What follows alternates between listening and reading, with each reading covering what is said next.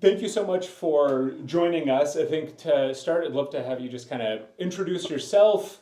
When were you at SYRCL? Kind of a little bit of how you got to be executive director during this kind of incredible, momentous time in our history. Yeah, thanks, Aaron, and thank you for inviting me here today. It's very meaningful to me that you have done that and that you're putting this project together.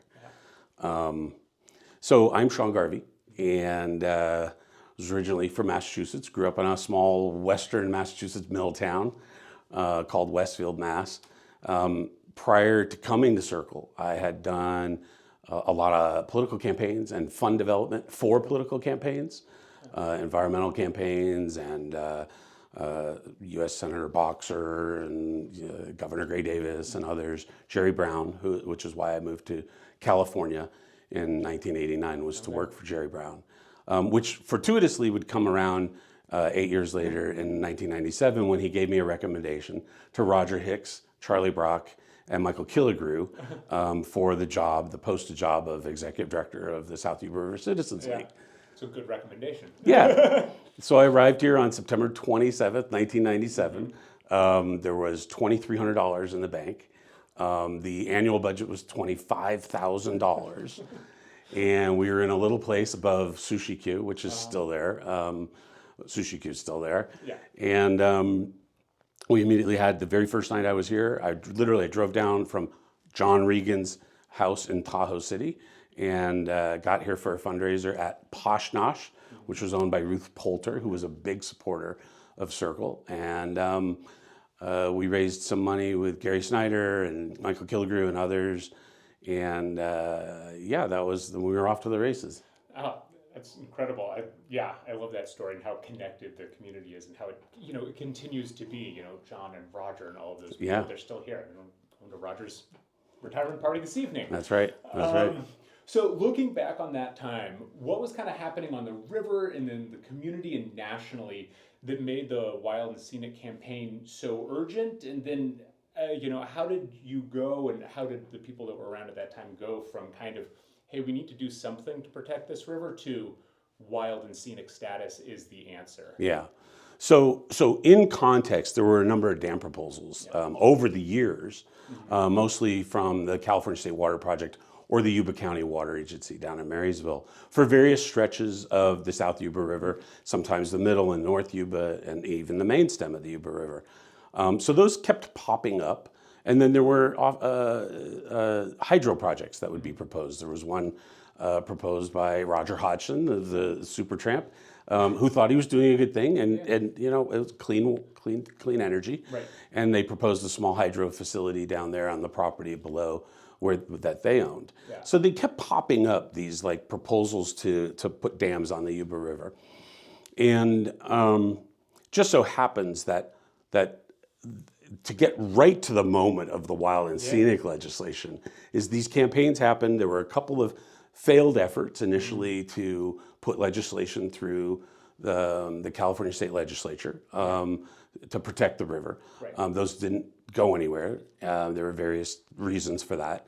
And but literally several days before we had the legislation proposed in the California Assembly, the Yuba County Water Agency released a water plan for the watershed. Right. And it had 7 dam proposals that they were evaluating. Yeah. One would flood the Middle Yuba River, which started Miracle, the Middle Yuba River Area Citizens League. There was one, I think, raising the North Yuba River dams. There was one at Daguerre. Parks Bar was a big dam proposal.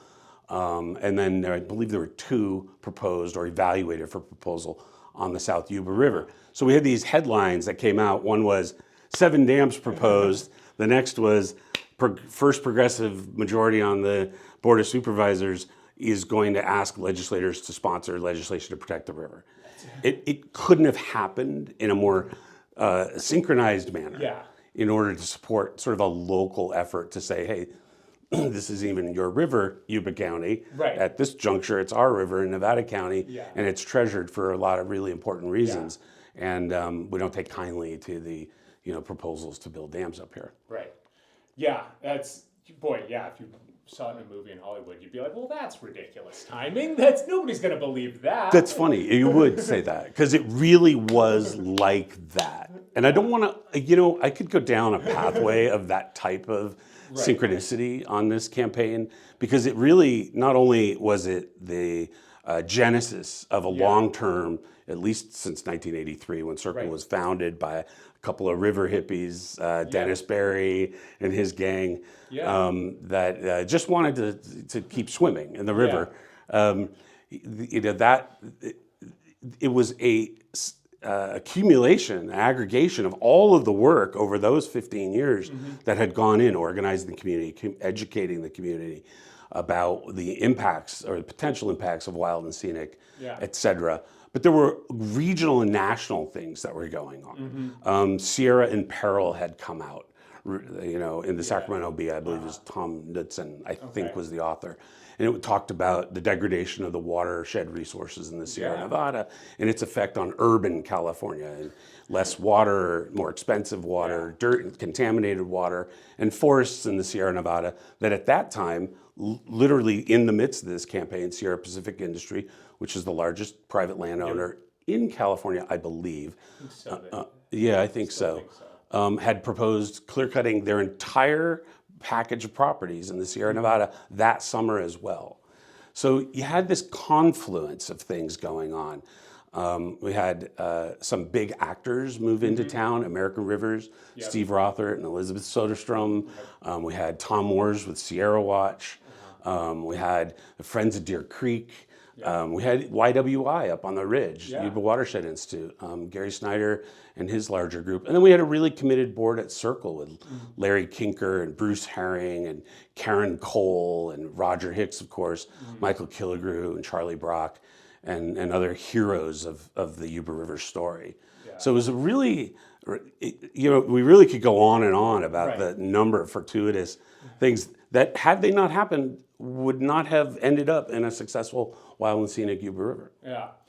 So talk to me a little bit about sort of the fight and some of the biggest challenges that you and others were facing during that period of time. I mean, I know when you started there was, 15 or so years of groundwork and community work. But getting it over the finish line, what were some of the big hurdles there?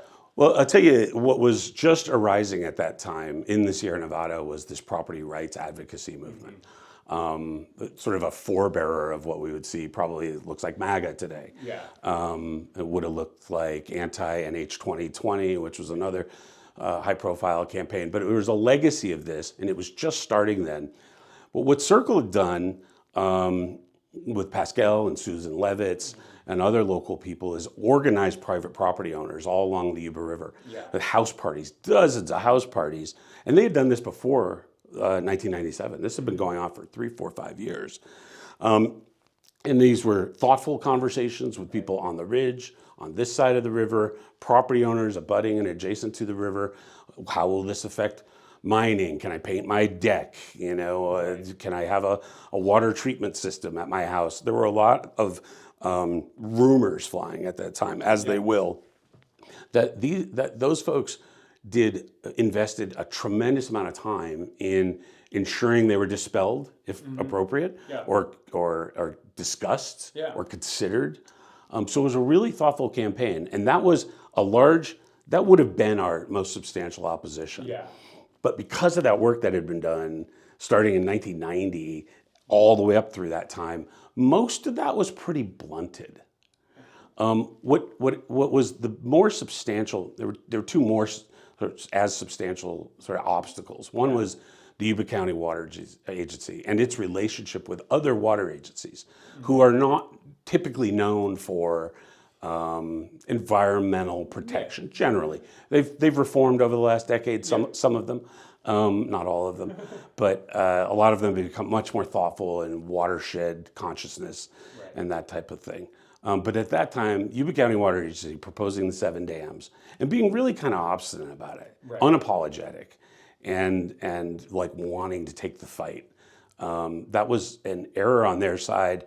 But what we were able to do with the guidance and leadership of Izzy Martin, who was the supervisor at the time, and John Regan, who was our campaign manager for this, who he and I had gone back a decade of doing political work together. They were able to peel away the Placer County Water Agency to endorse Wild and Scenic. Oh, interesting. It was unheard of Yeah. in the water world that a regional rural water agency would endorse a river protection scheme. So that was a big victory when they came on board with that. Obviously, the opposition of our local legislators, that was a big obstacle, and we had to go to Byron Shear outside the district. To somebody who had a legacy of work in the Sierra Nevada. I believe he had a home up here, he had his family roots up here, but he agreed to sponsor what ultimately became the successful legislation. And then finally, the bill, because it was really the only river conservation bill that year, it got caught up towards the end of the legislative session with the Metropolitan Water District and the Planning and Conservation League, Jerry Merrill, who's a great advocate and friend of the Yuba.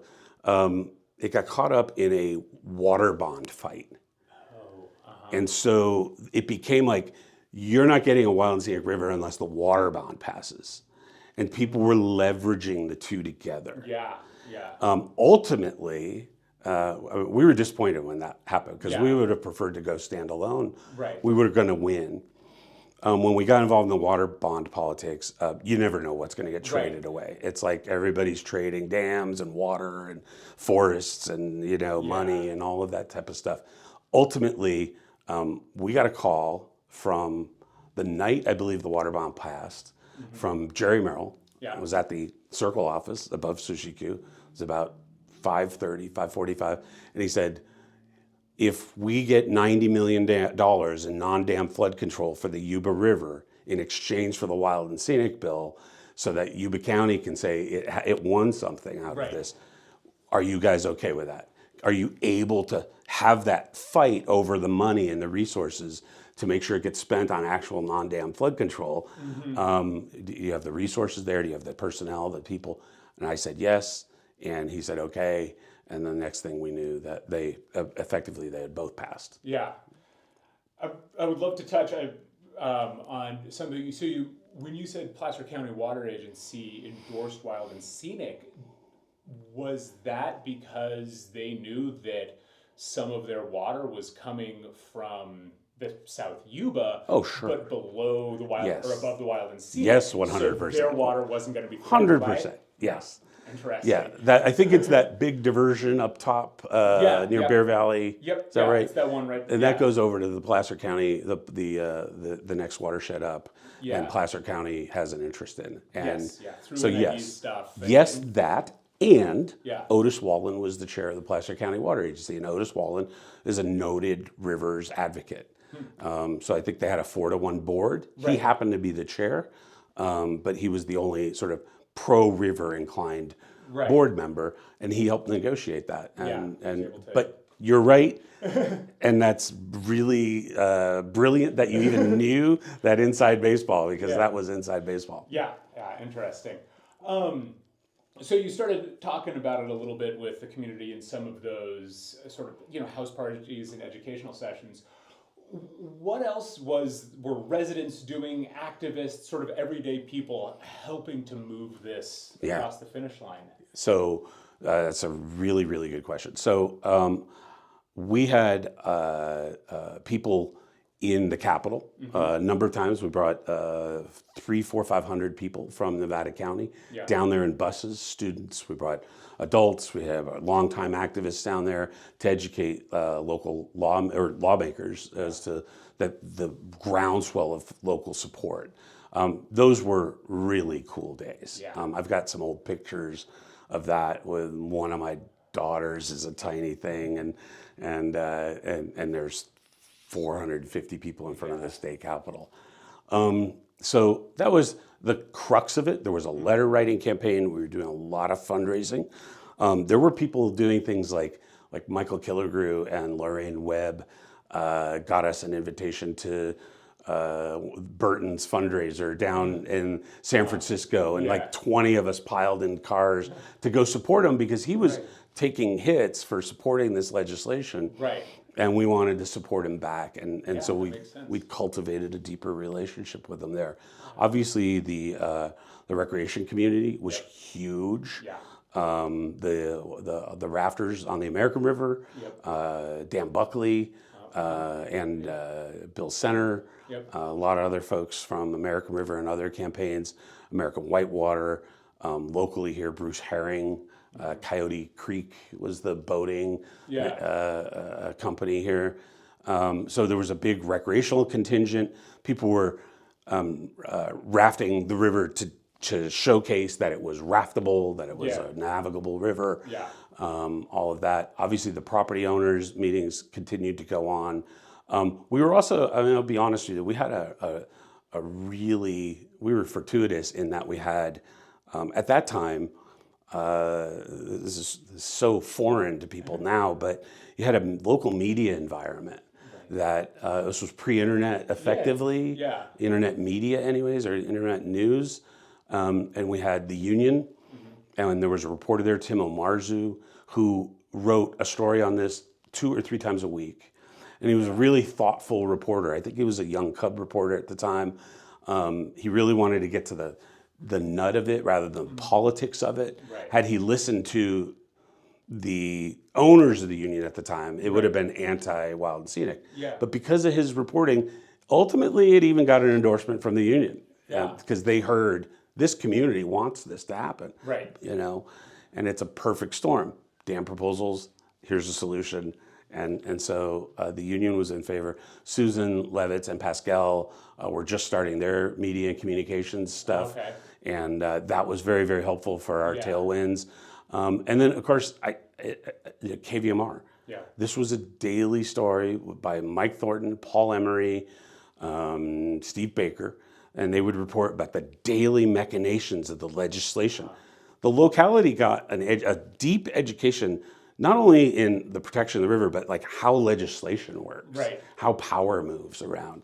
And so that was really a cool sort of secondary benefit to the whole thing. Yeah, there's some really interesting, education there around how this process happens. You know, reminded of the Schoolhouse Rock songs and things like that. Like how does it become a bill, and that process. I don't know. It's important education because it's a really foreign concept unless you do it, and it's having that community support. It feels different, but even today. When we talk with legislators, it is that community voice, and they, the fact that when I go into a meeting, there's thousands of people behind me that, the person that I'm talking to sees, and it's cool that continues to exist and that power continues to be here, be present. All right, so take me to the win, right? There's the vote and a win. What was that like when it was sort of over? We know they made you wait a year until it actually happened on January of 2021. Yeah, we always thought that was just them being petulant a little bit. But as we were discussing earlier, obviously we got this through the legislature in late August. It was all wrapped up by early September, and the legislative session was over. But I believe the Governor Gray Davis at the time, didn't sign it until January. And during that time, there was this constant did we win? Is it? Can we celebrate this victory? Yeah. Because to be honest, Governor Davis wasn't known to be the most environmentally inclined governors. He was a very moderate, practical governor. Ultimately, that probably became part of his undoing. But we were always worried that we were going to be part of some negotiated outcome that we wouldn't even have known what the leverage point was. Maybe the Metropolitan Water District doesn't want a protected river status. It could have been one of, I mean, the Resnicks own all the water rights in California. It could have been anybody saying that we're not for this. And so we lived in a gray area for a while. I can't say that stopped the celebration. There was a sense of celebration in the community. We held several large events. We had parties in the park, Pioneer Park, and others. Of course, SYRCL was always known as could always throw a good party. when I first started at SYRCL, as an aside, I had one of the Yuba Watershed Institute board members actually said to me, well, SYRCL's just become the party organization. Like, Right. you guys live in the city. And they were doing the eminent forest at the time. Oh, yeah, So they had their hands in the dirt. Right. And they were doing forest management from a very practical perspective. How do you balance all these local loggers and woodsmen with like a community that wants to protect its forest and its watershed? And I took umbrage to that. I was like almost hurt on behalf of the organization. Wait a minute, we're more than a party organization. But indeed, we had a party the next week, and that was 750 people there, and Roger Hodgson was playing in a big show at the Center for the Arts. So, anyways, just it was a mischaracterization, but it was one that inspired me to like, okay, we're gonna take this beyond this, and we're gonna go for it. And yeah, and it sounds, I mean, if you're throwing parties and you've got 700 people there is a sense of ownership and excitement and celebration in the community. Well, and at the time, this leads sort of back to what one of the themes that you talked about earlier, which was, we had a database of 4,000 people when I came on board. And it was on this like weird old Mac, those ones that you could carry around in a bag, with the discs and everything. And, really very primitive technology. But there were 4,000 people there. Right. And I did the research, and at the time, there was no other single river organization. Even the Charles River Watershed in Boston only had 3,000 members. Right. And so we came to call it, well, we were the largest single river organization in the United States. Right. Because there were larger organizations, but they were like all rivers, American rivers, the Friends of the River, with all California rivers. And so we started to realize, gosh, you've really got an asset, a bag of resources here that haven't been fully owned and branded and conceptualized and presented in a full package. Right. And, I'll say if there was any value that I distinctly brought to this, and it's hard for me to justify that I did because there were so many people involved in this success, I was coming out of campaign politics at a national level with John Regan, who was my business partner in a political consulting firm, doing all of those races in the Senate level and the congressional level. And we happened into this small town effectively together. He moved down a month after I got here. And we moved into this small town, and we took a lot of the trappings and techniques and tactics of national campaigns, really well-funded national campaigns, and applied them here. And they were so easy. It was because there were so many already existing resources that just needed to be reconceptualized. Yeah, that idea of taking people as the resource, people as the power. Yeah. You just needed somebody with the sort of the experience and the vision to be like, no, this is the thing right here, and this is how we're gonna mobilize and move it forward. Yeah. Okay. That's right. So, thinking forward now, 25 years later, how do you think about this designation as what it's done for the community and future generations? Well, I mean, look, first of all, again, we were talking before this, the idea that this organization could capitalize and leverage the success of the Wild and Scenic campaign into what it has now become. It's no $25,000 a year organization anymore. It's got, I can see computers everywhere. We even have video. But the capabilities of the organization have expanded so dramatically into science and the legal and advocacy and education and community engagement. So I would say that anyone in the future that seeks to take on a battle in this watershed is going to over forestry practices or over development or over water extraction or other unsustainable practices is going to have a hell of a fight to the degree that SYRCL has become a role model for how other communities can organize and engage on behalf of their lake or river or forest or mountain that is being challenged and threatened by somebody who's looking to make a quick buck out of it rather than to respect and regard that resource as the asset that it is to the community beyond money. SYRCL has blazed the way for that. I know, as I spent years after SYRCL working first on developing the Sierra Nevada Conservancy, which one could argue very easily was a direct outgrowth of the Wild and Scenic campaign. Yeah. It was run here locally. Yeah. We took it away from an organization in Truckee that wasn't going to manage it for a win, we believed. Right. And we used a lot of the same energy 2 to 3 years later that we used locally and regionally here to win the Wild and Scenic campaign to win the Sierra Nevada Conservancy. Huh. There's even some of the same people. Yeah, Izzy Martin ran the Sierra Conservancy campaign as well as the Wild and Scenic campaign with John Regan. So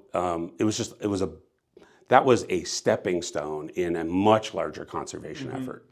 And it's important that we don't forget those connections and what the values of small successes, because the Wild and Scenic Yuba River for us is a big success, but for the world is a small success. But if it has the effect of inspiring, encouraging, and motivating, and training other people to do the same thing, then it is a much bigger effect than just for our own benefit. Yeah, I completely agree. I think that's one of the things that makes this organization, and I feel lucky to be part of this lineage. That is so exciting is that there is that. We do good work and we share good work as broadly as we can because we know there is inspiration in that. I mean, it's the whole idea with the film festival, the Wild and Scenic Film Festival going on tour, where we are inspiring and fundraising and empowering for local organizations, local communities, in 130 plus cities across the country. And that is how you have big impact. And it's a cool organization. It is. It's funny how much I travel a bit still. In running my company and travel many states. And it's interesting how many times I'll be in Boulder or San Francisco or Los Angeles or San Diego or Portland or Seattle, and there'll be a Wild and Scenic Film Festival showing. It's like, wow, that is cool. I remember the moment that was conceptualized. Which, by the way, is worth telling if you don't. That is part of, that will be part of this story and part of the broad. Well, because we were being funded, another part of that fortuitous chain of events, we were being partially funded and supported by REI and Patagonia, and what was called the Recreation Alliance at the time, I think. John Spalding had founded this consortium of environmentally inclined outdoor companies, and they were making investments in major localized campaigns around the country. And it's where we started our relationship with Patagonia, who ultimately became the first sponsors of the Wild and Scenic Film Festival. But we were in Salt Lake City at the Outdoor Retailers Conference. That's where they used to hold that. And Janet and I, and we were receiving a check for $25,000 and telling our story of success on the Yuba. So it was their second investment in the campaign, and this was you won one, and which doesn't always happen. And especially in kind of real time. But so Janet and I afterwards, this was January, we said, let's drive up to Park City. The Sundance Film Festival's up there. So we went up there, and there's a bookstore. If anybody's been in Park City, there's a bookstore. It's half candy store and half bookstore, about halfway up the hill on the left. And we're in there. I was buying candy. Janet was looking at books, and I can still see her in a little shadow. And she picks up a book, and she goes, "Blimey, we could do this." And the book was called How to Put on a Film Festival in Your Small Town.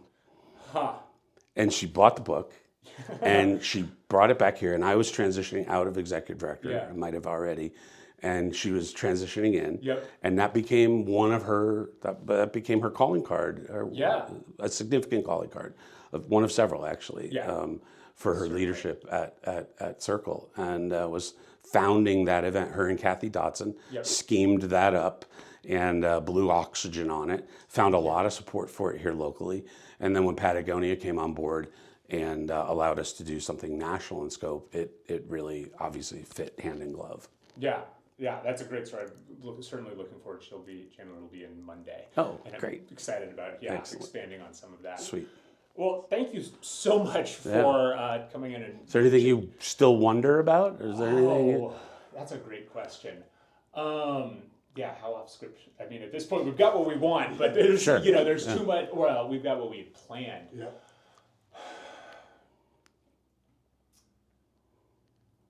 I mean, whatever. Candidly, the North Yuba above New Bollards is on my mind. Like that is the next idea, and The repopulation with salmon. well, no reintroduction, but wild and scenic. Yes. It's the obvious. It's got the Yeah. Forest Service credentials, I know. and, blessing, and Yep. it I is. do know. What I think about is okay. We need to start having meetings in Downeyville and Sierra City and talking to landowners is the first step. And especially with some redistricting that happened earlier this week, there might be a chance. That's really interesting. Yeah. That's really So would that would your recommendation be whatever does 25 years or 40 years since the beginning of the campaign, do you think that changes the recipe at all? That's a really good question. So the constituency, the population up there has changed a lot over the last 25 years. Yep. And that's probably favorable. That's my guess. It's a more urban audience that's got second homes now. Very recreation focused. Very mountain recreation bike, focused. Fishing. Yeah. I remember I did a lot of work on the federal designation stuff on the North Yuba complex, and how much I don't want to say this on camera, but the North Yuba was much more warranted for wild and scenic than the South Yuba. Right.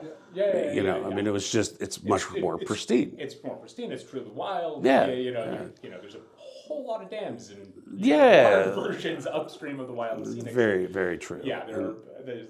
So I put a lot of work into that, and I would do, every now and then, like I'd try to get it on American River's agenda on the national level, and it never stuck. But there was always, even people in the Forest Service who didn't, the Forest Service at that time was populated by old school Forest Service people, as well as the biologists and the scientists. But it also had a lot of people who were looking to maximize resource extraction, forestry.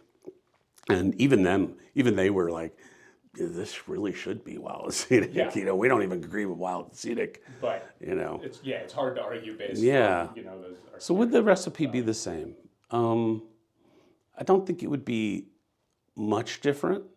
I think that you'd probably run into a different type of opposition because of the way opposition campaigns develop nowadays, with false information that gets spread quickly and adopted. Where thoughtfulness in dialogue is very, very difficult. And we were able to have thoughtful dialogue here. I mean, there were a lot of other things at our back too, but we were also able to go to the chambers of commerce and go to and they would go, oh, we heard, it's like Chamber of Commerce, we heard that NID doesn't like this kind of thing, and we would say, yeah, but this is gonna, for better or worse, this is gonna increase tourism, it's gonna increase the attention to the community and values here in the community, which was always, frankly, some of the true, deep, kind of quiet, mountain environmentalists. And you maybe even hear it now with overcrowding at the river. Oh yeah. And the need for river cleanups much more so, and having people down there to teach people how to be at a river without destroying it. Back then when I was here, when I was the director, that was not an issue. Right. People who went to Purdon and Edwards, 49 by and large, they were local people. Right. They'd been going there for a long time. They had a certain quality that they were looking to experience there. Yeah. One of them wasn't overcrowding. Right. And so, and there was a high degree of respect and regard. Yeah. And now, there were people at the time who said, this is going to attract too many people. Yeah. And so that now becomes the challenge. Yeah. Yeah, that feels like one of the bigger challenges that I see, and and it's interesting. In some ways, I see the digitization, electrification of communication and rhetoric and vitriol as a threat. And the more conversations I have, the more I see the value in the SYRCL and the Wild and Scenic South Yuba campaigns lessons about community engagement, face-to-face interactions as even that much more important. Yes. Because that is you will never defeat, ideas or rumors, misinformation if you exist in that internet space. That's right. But if you can sit down with the person that is spreading them or the person that is reading them and have the conversation, you can. And that person by person, conversation by conversation becomes even more important because it is so missing and so unexpected. Right. Yeah. Seems like, I don't know. Yeah, so that's what it'd be, and we did that on the Middle Yuba in Camptonville. Yeah. We were doing house parties. We did it the same. Rod Bondurant, and there were a whole bunch of other folks up there, and people just started to emerge and put themselves in leadership positions. Yeah. I mean, damn, that dam proposal there would have inundated several hundred homes around Camptonville, and so that was a real. And the reason we knew that was another person, Ralph Hitchcock, came forward. He lives here locally. He's an engineer, and he did the inundation maps of all 7 dam proposals. And he was able to show, no, the property rights fight here is for wild and scenic. Right. Yeah. Because otherwise they're going to condemn your property and put it underwater. Right. So it was a great flip to the conversation. Yeah, that's great. Yeah, using that fear, like, okay, no, but this is actually how this is going to impact you. I mean, it's not dissimilar from the conversations around Centennial. Yeah. In that proposal, it's like, yeah, I mean, maybe, but it's not going to do the water thing, and it's going to hit this property rights. That's right. At the same time. That's right. Yeah. Well, thank you so much. Yeah, that was wonderful. That was really fun. Thank you.